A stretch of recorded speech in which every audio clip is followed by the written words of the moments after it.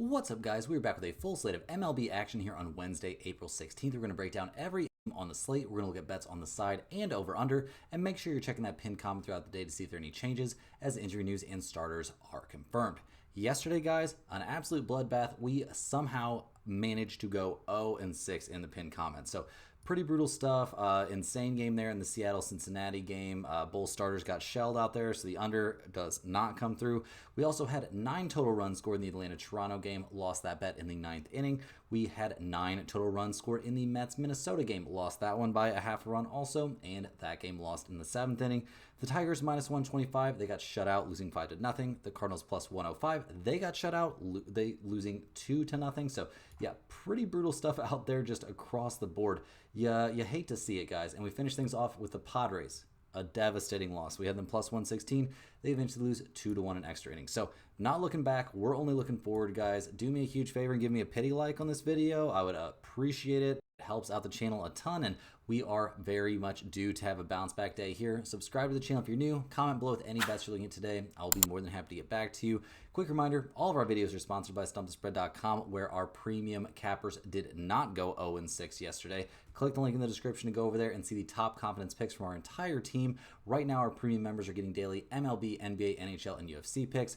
Major League Baseball has been our most profitable sport the last 3 years in a row, and we are off to a very good start over there once again.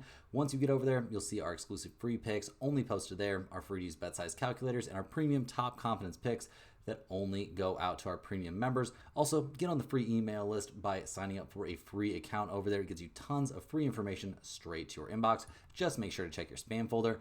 If you're a huge fan of what we're doing here every single day, you can sign up for a channel membership by clicking the little join button right below the video. Channel members are eligible for our members only giveaways. We'll be giving away a Stump the Spread hoodie to one random channel member each month, and we're giving one away here on April 20th. So coming up pretty quick.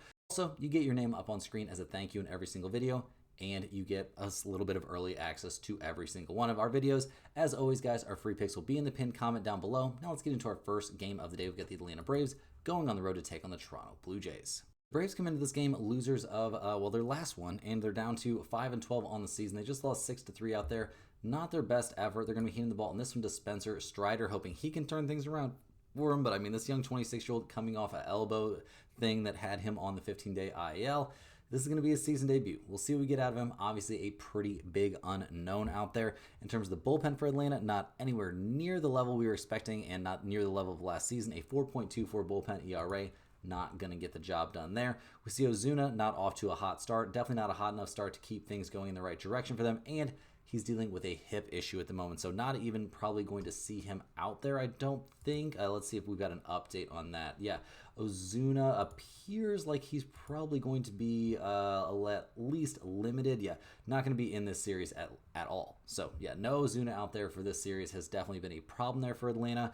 They're going to need something positive to happen here as they take on the Toronto Blue Jays, who are 10-8 to start their season. I would say maybe slightly better than expected. They're going to be hitting the ball in this one to Chris Bassett, who's off to an excellent start, 1-0 on the season, a 0.98 ERA. Bro has had 3 fantastic starts against 3 pretty solid offenses, giving up 1 earned run there against Baltimore, 0 runs against the Mets, and then 1 earned run there against Boston. Now, Toronto's only 1-2 in his starts. It hasn't been his fault, but part of the fault for that definitely falls on the bullpen, although that's getting much better. A 3.56 bullpen ERA, not a huge problem. The offense hasn't exactly been on fire necessarily, but they are still 4th in the majors in batting average, 14th in runs scored. They've scored 6, 4, 7, 4, and 3 runs over their last few games. So guys like George Springer definitely helping out here in the early efforts. So we'll see what they can do here. The Blue Jays are actually favored, or actually underdogs in this game at plus 125. The Braves are minus 148. We've got a total of 7.5. Atlanta's 2-9 on the road, 8-7-2 to the over. Toronto 5-3 at home, 10-7-1 to the under. Not taking the over/under here, guys, but I definitely think I'm going to be on the Toronto Blue Jays at plus 125.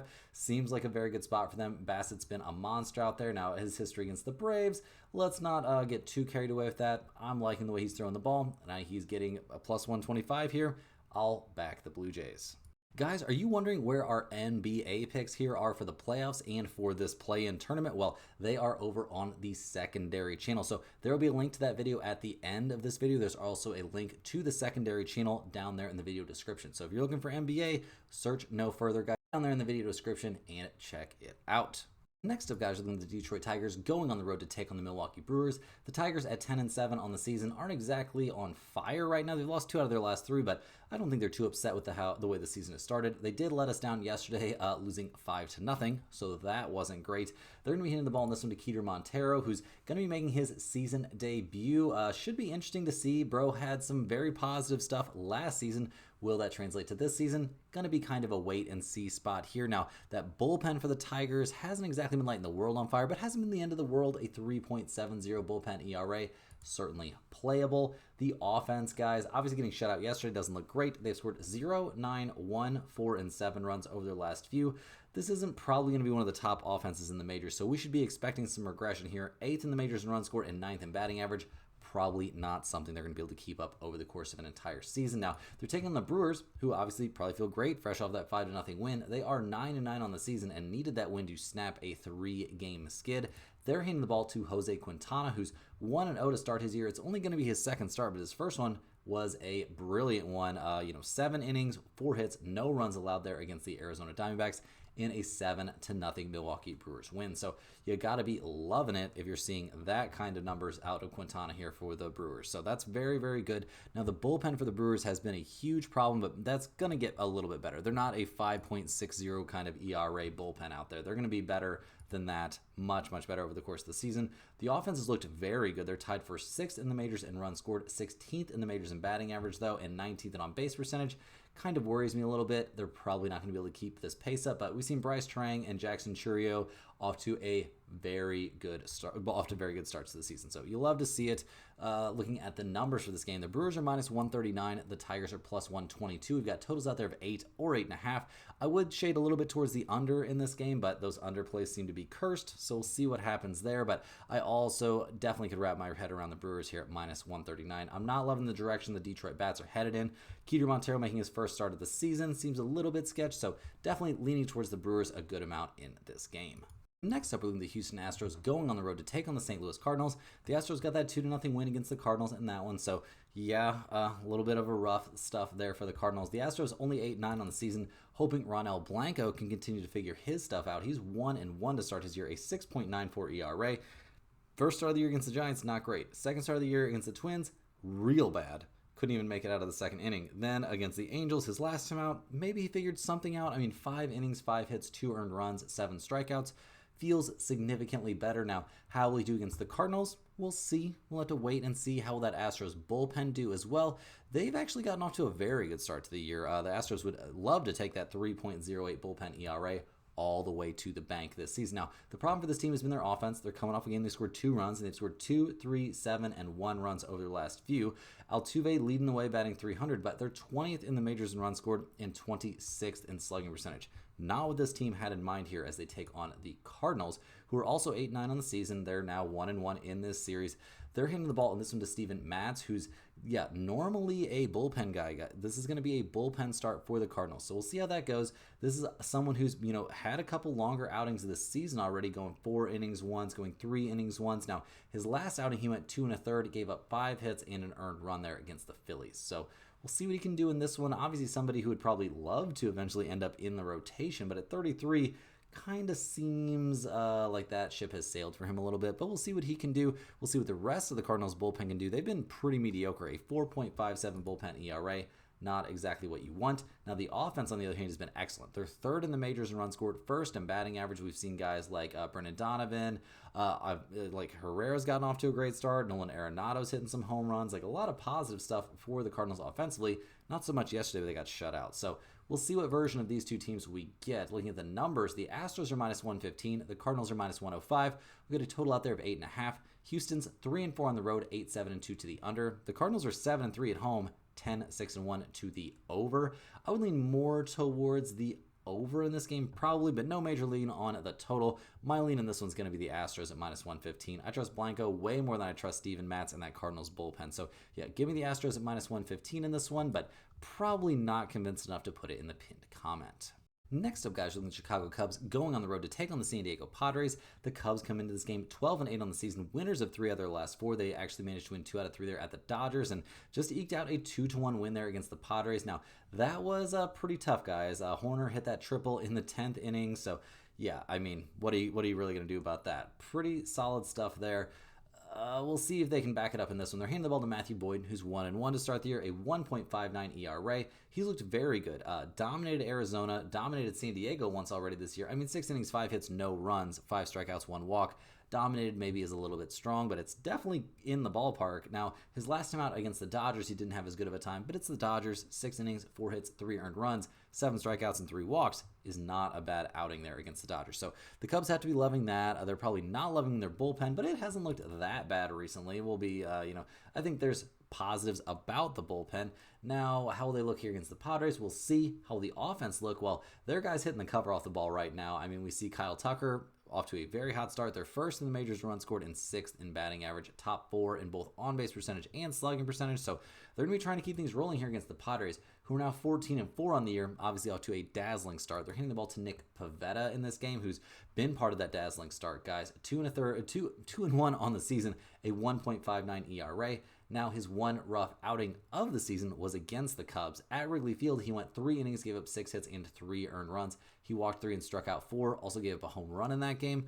Other than that, he's looked great, but that was against the Rockies and the Atlanta Braves. So let's not overreact to this guy too much. Now, the Padres' bullpen has obviously been excellent. A 1.46 bullpen ERA is crazy, crazy work. The offense obviously has been on fire as well. Tatis killing it out there. He just had a 2-home-run game the other day, batting .354 with 6 home runs and 12 RBIs. Maybe it's time for another steroid test there for old Fernando, but I'm just kidding.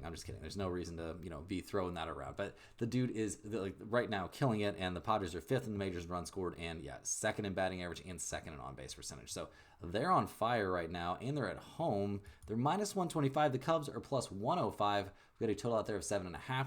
The Cubs are 7-4 on the road. They're 13-6-1 to the over. The Padres 11-1, I believe it is now at home, and 9-8-2 to the under.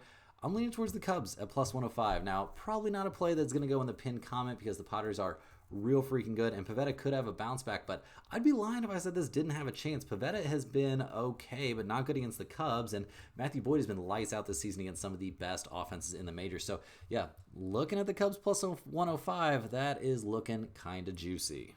Next up, guys, we're looking at the Cleveland Guardians going on the road to take on the Baltimore Orioles. The Guardians 9-7 on the year. They got off to a good start in this series, winning Game 1. They're going to be hitting the ball to Gavin Williams here in Game 2. He's 1-0 to start the year, a 3.46 ERA. Can't ask for too much better of a start to the season out of a young 25-year-old out there. And yeah, he looked very good against the Royals to open his year. Decent, but well, actually no, I take that back. Not very good against the Angels, but then excellent against the White Sox his last time out. Now, the Orioles are a little different than the White Sox, so we'll see how he does. But that Cleveland bullpen's still looking elite. That's definitely great to have that there to back him up. We've seen guys like Steven Kwan, Jose Ramirez get off to good starts there. We saw, Kwan sneak the ball into the outfield for that was a crazy RBI single there. But the Cleveland offense, not great, guys. 24th in the majors in runs scored, 20th in batting average. So lots of room for improvement. Now they're taking on the Orioles, who are off to a weirdly bad start to their season. They're 6-8 or 6-10 on the season. They just lost Game 1 of this series. Obviously, they went 1-1 in that series against Toronto. They're hitting the ball to Dean Kremer, who's been part of the problem. He's 1-2 to start the year, an 8.16 ERA. He just gave up 8 hits and 6 runs, including 3 home runs there against the Diamondbacks his last time out. He got knocked around by the Royals and knocked around by the Toronto Blue Jays. So maybe this is a get-right spot here for the Guardians at the plate because Kremer has looked bad. There's no way around it. Now, the Baltimore bullpen's been better than last season. That's a positive, but the offense has been so much worse, guys. They're 13th in the majors in slugging percentage, 15th in runs scored. They've scored 3, 6, 5, 0, and 3 runs over their last few. This is not what the Orioles are built to be like. Now, the odds makers don't mind. They've got Baltimore at -134. We've got totals out there of 8 or 8.5. Cleveland's +114. They're also 3-6 on the road, a slight under team. Baltimore's 2-3 at home, and a slight over team. I don't love taking all these road teams right now, guys, but I'm taking the Guardians at +114 with Gavin Williams on the mound. Kremer's looked terrible. I know the bullpen has been okay for Baltimore, but the bullpen for Cleveland's been significantly better. And while the Cleveland offense isn't great, hitting the ball off of Kremer's looking pretty easy. So definitely line me up for some Cleveland at +114 in this one. Rapid fire through these games, guys. We're looking at the Arizona Diamondbacks going on the road to take on the Miami Marlins. The Diamondbacks got the easy 10-4 win there. Carroll hitting a grand slam helped out a lot in Game 1 of this series. They're hitting the ball to Brandon Pfaadt, who's 1-2 to start his year, a 3.50 ERA. 26-year-old starting pitcher. You'll take that kind of start to the year, no problem. He had a decent start against the Cubs, a mediocre start there against Washington, and then a very good start against Baltimore. So Bro is throwing the ball well. He's progressing in the right direction. That's what you want to see in the early goings. Now, the Diamondbacks bullpen has been a big source of, just positive vibes here. I mean, a 3.59 bullpen ERA for Arizona, definitely a big step in the right direction. The offense has picked up right where they left off last season. They look like in a top 5 at something like that offense. I mean, 5th in slugging percentage, 6th in runs scored. They've scored, 10, 5, 5, 0, 9, and 4 runs over their last few games. We've seen Corbin Carroll get off to a great start. Just lots of guys hitting the ball well, really. Lots and lots of guys hitting the ball well for the Diamondbacks. Now, they're going up against the Marlins, who come into this game 500 on the season, 8-8. They're hitting the ball to Max Meyer, who's had a good start to his year. This young 26-year-old, doing his thing. 1-1, a 2.00 ERA. He dominated the Mets, a decent start against Atlanta, and dominated the Pirates. Now, the Mets aren't off to the hottest start. None of these 3 teams that he's faced are nearly as good at the plate as the Diamondbacks. So we'll have to keep an eye on that. We'll also keep an eye on the bullpen situation out there for Miami. It's been pretty bad. A 4.50 bullpen ERA is not great. Now, the offense has done some good stuff. They're top 8 in batting average and top 8 in on-base percentage. So that looks good. We've seen Matt Mervis get off to a good start. They've scored 4, 11, 7, 4, and 5 runs over their last few games. Their schedule, they got to face the Pirates, then they faced the Mets in a couple series already, and they've been struggling. They faced the Atlanta Braves, they faced the Nationals. They haven't played the toughest teams. Now they got to play the Diamondbacks. That's why they're plus 135. The Diamondbacks are minus 160. We've got totals of 8.5 or 8 out there. Arizona's a 500 road team, 7-7-3 to the over/under. Miami 6-4 at home, 10-6 to the over. Once again, no major lead here on the total, but I do think there's some reason to go ahead and back the Diamondbacks in this one to just find a way to get the win. I don't really trust the Marlins bullpen. I've liked what I've seen from Max Meyer, but is he going to look good against the Diamondbacks? Seems a little sketch to me, so I'm going to be siding with the favorite in this one, but I don't know if that price tag has me interested in putting it in the pinned comment. Next up, we're looking at the Seattle Mariners going on the road to take on the Cincinnati Reds. The Mariners come into this game 8-9 on the season. They lost game 1 of this series 8-4. So yeah, that was a little bit of an annoyingly high-scoring game. We saw 2 excellent starters just get knocked around out there at the Great American Ballpark. Something that can definitely happen. We'll see what the Mariners can do here, hitting the ball to Bryce Miller, who's 0-2 on the year, a 4.50 ERA. Now, his last start was excellent, guys. He went up against the Rangers, 5 innings, 2 hits, 1 earned run allowed. Those are the kind of numbers that we expected to see from Bryce Miller this season. Now, Bro's 26. You can get a little bit of slack here, maybe not off to the hottest start, but I think we're going to see him look better and better as the season goes on, at least for a while. The Mariners' bullpen's been excellent. That's not a concern for us at all. Now, the offense is always going to be a concern. Cal Raleigh is leading the team with a 2.03 batting average.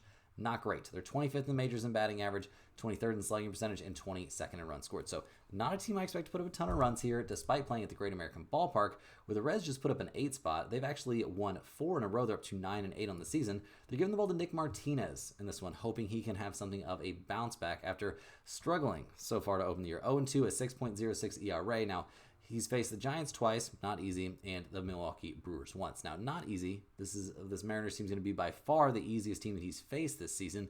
Will we see a bounce back from him? It's possible. If he has to get jerked out of there early, though, we don't have to worry too much. That bullpen for the Reds has been excellent. Now, the offense has been weird. Obviously, they're coming off a game they scored 8 runs. They're 21st in the majors in runs scored and 29th in batting average, 28th in on-base percentage. So there's some offensive numbers that I could see in for some regression here, despite playing at the Great American Ballpark. So looking at the numbers, the Mariners are the favorites at minus 122. The Reds are plus 105. Got a total of 8.5. Seattle's 0-3 on the road, a slight under team. Cincinnati's 5-4 at home, a slight under team. I know you're probably not going to love it, but I'm taking the under in this one as well. Now, it probably isn't going to go in the pin comment. We're honestly a little bit scared to put unders in the pin comment after getting so screwed yesterday. But I'd be lying if I said it didn't have a chance. We've got 2 very solid starters, 2 very solid bullpens, 2 questionable offenses. I think offense will be at a premium here in game 2 of this series. Next up, guys, we're looking at the Washington Nationals going on the road to take on the Pittsburgh Pirates. The Nationals come into this game 7-10 on the season. They just lost game 2 of this series, so things are, or won game 2 of this series. They lost game 1. Things are tied up at 1 game apiece. They're handing the ball to Mitchell Parker, who's off to a great start, 2-0, a 1.96 ERA. Now, his last outing at Miami didn't exactly go amazing. 6 innings, 5 hits, 4 runs, 3 of them were earned, but he's yet to give up a home run this season despite pitching against the Phillies, Diamondbacks, and the Marlins. So liking what we're seeing from Mitchell Parker. Now, the bullpen for Washington is a different story altogether. A 6.67 bullpen ERA is bad. Obviously, they haven't looked, they didn't look bad yesterday, but Yeah, it's a big problem, guys. Yeah. Also, scary stuff there. Seeing Dion get hit in the face of the pitch. That's you never want to see that happen to anybody. But over the course of the year, the Nationals' offense has been decent, slightly above average, which is a step in the right direction. Now they're taking on the Pirates, who've lost 4 out of their last 5. They're down to 6-12 on the year. They're hitting the ball to Bailey Falter, who's been part of the problem. 0-2 on the year, a 7.20 ERA. His last start, he only gave up 3 earned runs, but he gave up 5 runs overall. And we see that the Pirates are 0-3 in his 3 starts, so not a lot of positives there. The Pirates' bullpens looked okay. A 3.27 bullpen ERA is definitely playable. The offense, on the other hand, has been pretty abysmal. They're last in batting average, second to last in slugging percentage, and yeah, nothing really headed in the right direction at the moment. So looking at the numbers, the Pirates are minus 110, the Nationals are minus 105. We've got a total of 8.5. Washington's 2-6 on the road, 11-6 to the over. Pittsburgh, 500 team at home, 9-8-1 to the under. Once again, guys, I think we got to lean towards the road team in this one. I'll take the Nationals at minus 105. This is pretty much a coin flip game. The Nationals have by far the better starter on the mound. Now, their offense has looked better than the Pirates' offense for sure. Their pitching staff in general, like their bullpen has looked really, really bad, and the Pirates' bullpen's looked okay, but I don't think that's enough to get me over the top here. Give me the Nationals at minus 105. Rolling right along here, guys, we're looking at the San Francisco Giants going on the road to take on the Philadelphia Phillies. The Giants still off to a great start, 12-5 on the year, despite losing 6-4 in Game 2. They're going to be hitting the ball in this one to Robbie Ray, who's 3-0 to start his season, a 2.93 ERA. He gave up 3 earned runs against Cincinnati, 1 earned run against Seattle, and 1 earned run there against the Yankees in a game that only ended up going 6 innings, but he pitched 4 of them and looked very, very good. So really not a lot to complain about. Bro is throwing the ball great, and he's been part of this, very, very good San Francisco pitching staff in general. They're second in the majors in bullpen ERA, and the offense has been doing its thing as well. I mean, yeah, 4th in runs scored. They're 9th in slugging percentage. Like, things are pointed in the right direction. Wilmer Flores off to a great start. Young Hoo Lee off to a great start. Like, this team is cruising. Now they're taking on the Phillies, who are 10-7 on the year. Got one back there with that 6-4 win. Harper and Real Muto hitting home runs definitely helps. A step in the right direction. They're giving the ball to Aaron Nola, who's been part of the problem. 0-3, a 5.51 ERA. Now his last start at the Cardinals was okay. 5 innings, 5 hits, 2 earned runs, 7 strikeouts, 4 walks though is a problem, definitely. Now, other than that, he struggled against the Dodgers. Everybody's going to struggle a little against the Dodgers, and giving up 2 home runs and 5 runs overall against the Nationals is a bad look. So we'll see if he can continue to get better. Now that Phillies bullpen's been a problem, 4.50 bullpen ERA is not good. The offense has also been floundering in the early goings. Now maybe they're getting back on track, with those home runs, but I don't know. 19th in majors in runs scored and 16th in slugging percentage does not look like a team that's hitting the cover off the ball. So looking at the numbers, we see the Giants are plus 120. The Phillies are minus 140. We've got a total of 7.5. The Giants are 8-2 on the road. That's an MLB best road mark. They're not a bad road team. They're also 12-5 to the over, which is an MLB best to the over. The Phillies are 5-2 at home, 11-6 to the under. So no play for me on the over/under in this game, but I got to lean towards the Giants getting plus 120. I mean, Robbie Ray's been so good to start the season. No qualms about him. Now, Nola has been all over the place this year, and I mean, didn't do great against the Dodgers or really against the Cardinals or Washington. So, yeah, I think this is a better pitching matchup for the Giants. I think they're the hotter offense right now. Give me San Francisco, and they're getting plus 120. Next up, guys, we got the Boston Red Sox going on the road to take on the Tampa Bay Rays. The Red Sox 9-10 on the season. They won Game 2 of this series 7-4 after getting blown out 16-1 in Game 1. They're going to be giving the ball to Sean Newcomb in this game, hoping he can bounce back a little bit himself. He's 0-2, a 4.97 ERA. His last start, he only gave up 2 earned runs, but he gave up 6 runs overall there against the White Sox. Not a great look. He had a good start against the Cardinals, but a bad start against Baltimore to open his year. Like, this guy, not off to the best start. So, question marks there. The Red Sox bullpen also full of question marks, a 4.22 bullpen ERA. Not ideal. They've won 2 out of their last 3, but obviously losing 16-1. Probably feels pretty bad. The offense doing its thing again. I mean, they're 10th in the majors in runs scored and 10th in batting average. They've scored 7, 1, 3, 2, 1, and 4 runs over their last few. So definitely an offense that has a lot of bats but isn't putting up a lot of runs at the moment. Now, we'll see if they can change that against the Rays here, who are 8-9 to start their year, not having the best time, but there's some guys killing it out there. Now, my twin brother just got roughed up very aggressively. Zach Littell, a bad start there against the Angels. 4 innings, 8 hits, 7 earned runs, gave up 4 home runs in that game. I think he was getting a little bit unlucky, but maybe I'm just covering for my, my brother from another mother, because yeah, not a great look for him against the Rangers either. So we'll see if Littell can bounce back here a little bit. He needs it in a big way. The Tampa Bay bullpen doing okay out there, a 3.88 bullpen ERA. The offense, though, has been why this team has done okay. They're third in the majors in batting average, 11th in runs scored, and top 6 in all the other major categories. We're loving what we're seeing from guys like Jonathan Arenado. Like, this team can hit the ball, no question about it. Now, will they hit the ball in this one? We'll have to wait and see. The Red Sox are plus 118. The Rays are minus 137. We got totals out there of 9 or 8.5. Boston's 4-7 on the road at 10-7-2 to the under. Tampa Bay 8-5 at home, 8-8-1 to the over/under. I'm not too interested in the side in this one, guys. I guess you're begging me for a side.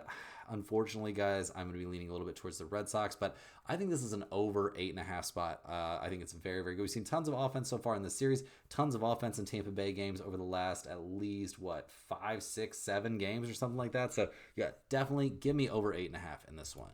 The last game we're going to go over tonight, guys, we're looking at the Kansas City Royals going on the road to take on the New York Yankees.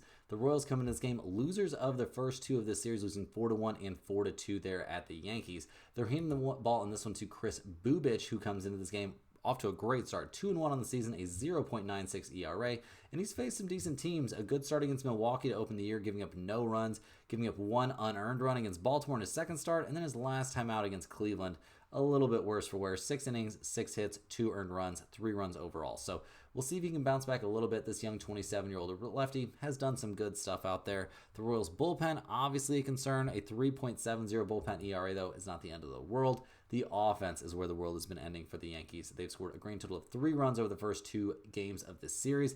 Guys like Bobby Witt Jr. not quite getting the job done. Salvador Perez not off to the amazing start we saw from him last season. They're 27th in the majors in runs scored and 28th in slugging percentage. So work to do here as they take on the Yankees, who are 10-7 on the year. They've won 3 out of their last 4. Seems like they're getting back online. They're hitting the ball to Clark Schmidt in this game, though. It's going to be interesting to see what he can do. He's coming back from that shoulder injury. Gonna be something. We'll see. I'm withholding judgment. We'll see what he actually does out there in this one, but not somebody that I'm super excited for the Yankees to have on the mound in this game. Now, the Yankees bullpen's headed in the right direction. A 3.38 bullpen ERA after a rough start. Definitely a big positive. The offense not exactly doing its thing. I mean, 4-4-4, 8 and 1 run over their last few games. Okay, they're still second in the majors in runs scored and first in slugging percentage, but are those numbers going to continue to look like that? We'll see. They're taking on a kind of tough opponent in this one. Although they've won the first 2 games of the series, the Royals are plus 140 here in Game 3. The Yankees are minus 162 with Clark Schmidt on the mound. We've got a total of 8.5. The Royals are only 2-5 on the road, 11-7 to the under. The Yankees are 6-4 at home, 10-6-1 to the over. I'm leaning towards the Royals here at plus 140. It's a very nice price. Schmidt might not have his best start here to get the first start of his season under his belt, and the Royals are due for a win. Bubic has been really, really good. I think this is a spot you want to back the Royals here at plus 140. That's all the games we have for today, guys. Hit that like button for good luck on all of your bets. Get over to the secondary channel if you want to see all of my NBA plays for today. Let me know in the comments any questions you have on today's slate. Thanks for watching. Click the link in the description to check out stumpthespread.com and get on our free email list, and we will see you guys tomorrow for more sports betting action.